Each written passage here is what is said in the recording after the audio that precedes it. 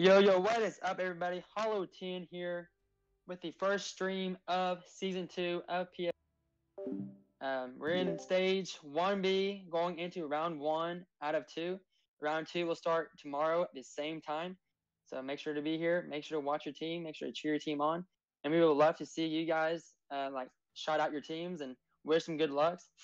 And the scoring for these games will be first, we'll get 400 points. Second, we'll get 300. Third, we'll get 240. And it keeps going down from there. And then it's 10 points per kill. And then last week we had 60 teams duke it out against each other, and only 30 were left standing after last week.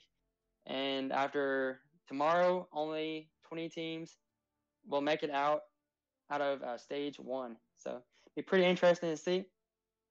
Some big appearances that went on last week were Vision Gaming. They came third with 17 kills, though. Third place, though, but they got themselves 17 kills. So that 170 points, an extra 240 points to boot them up a little bit. That's quite a bit, and it did help them move on to the next round. If you look at Team Gates, though, they had a booty popping 23 kills, and they finished first place in Game 3 of Night 1. So that's a really phenomenal first appearance in PSL. So I'm glad to see the new teams doing really, really well in PSL. Good to see the competition. And then we also see Finesse with 15 kills, and they came first in Game 3 of Night 2. And then one really good team name I like, Smash and Grab. They had 7 kills and came second. I like the name for some reason. And then Infinity came first with 21 kills in Game 1 of Night 3. 21 kills. We had 3 teams with 20-plus kills. And then Wildcard showed up on the last game of the night with 29 kills. They kicked butt. They had Slicky that had 9 kills, Hot Jukes 5 kills, Outsider with 10 kills, and Lucifer with 5 kills in that game. So they showed up. The top 6 teams in total points from all 3 nights were Team Gates with 1,160 points, Infinity with 1,105 points, Continuum with 860, Erebus with 790, Crown S Kings with 745, and Finesse with 725 points. And next week we will see Gangstars, Lights Out, and Ruthless Killers duke it out in Stage 2. So get ready for that. And I'm gonna bring it over to Black Angels, Haley, and Imperium. Whoa, hold on. It's good to be back, bro. Haley, you are my co-caster for this evening, and your very first time casting PUBG Mobile, if I'm correct. So, why don't you, and by the way, everyone, welcome back. Thank you very much for joining us once again for the PESL Esports Season 2 after a very fantastic and successful Season 1. We're back, we're more improved, we're more determined to get Season 2 back, underway with a bang, start off hard and fast, and then see where we can go from there. So, without further ado, my co-caster Haley, why don't you tell myself and the rest of the viewers just a little bit about yourself, where your background is in terms of PUBG Mobile, who you're currently kind of associated with, and yeah, just a little bit about yourself. Well, I've been playing since it first came out. All 3 seasons. I've been in a few different clans, so I've been around the block. Yeah. So excited to start this new journey. And who are you with right now? In terms of, yeah, just to give a bit of I suppose, a shout out. Yeah, I'm with Black Angels right now. Me and Caitlin lead. Okay. Our own team, yeah. Awesome. So you're gonna be the one providing the knowledge, the expertise, and so even though I wouldn't say I know a lot, but I've picked up a couple of things from the first season of action that we had. But do you know much about, you know, the teams that we're seeing in this stage of the Prestige Sports League? Do any teams stand out or any players stand out for you that ourselves and the rest of viewers should kind of keep an eye on? Oh, for sure. There's a ton of like huge names in this. Excited to see. Definitely excited to see Wildcard. They're big. Logic is a big team. Excited to see what they do this season. BSG as well. I have a few friends in BSG. See how they do. Yeah. And you know, we're also seeing, Haley, we're seeing kind of a lot of we're seeing a lot more, to me at least, a lot of new teams, or a lot of teams that are kind of, you know, being created from a couple of players from another team and a couple of players from, you know, various teams kind of coming together. So I think it's really exciting to see how the synergy is going to play out, and we're seeing these kind of experienced teams like Vision Gaming, you know, last one Northern Lights, last one standing.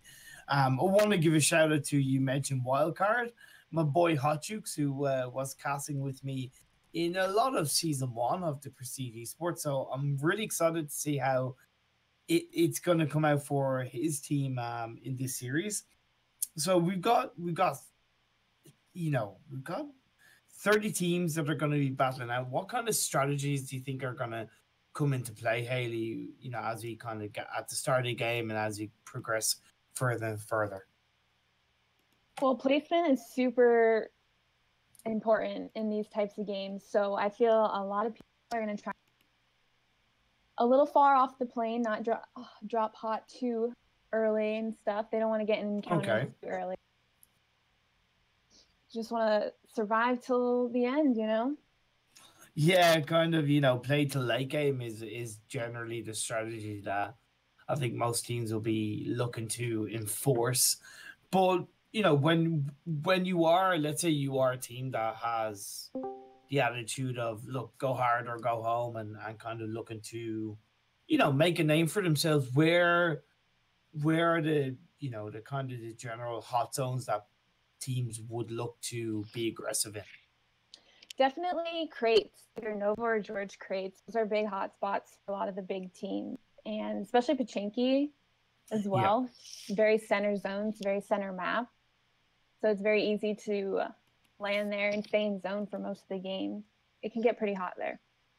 Yeah, they definitely, you know, especially as a caster, I love a little bit of early game action, especially as the teams are maybe having a small bit of battle while trying to kit themselves up and get the armor, get the helmets, and get all whatever loot they need to. When you're kind of fighting that balance, it's really interesting to see how these teams react to that.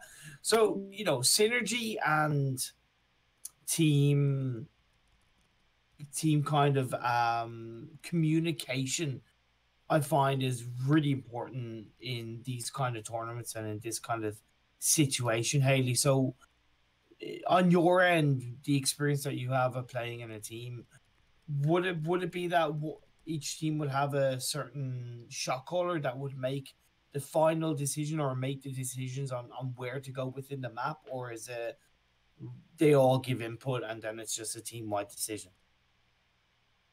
For me, I found that it's best to have a leader in the group, but everybody has a say in everything. I think that's important as well.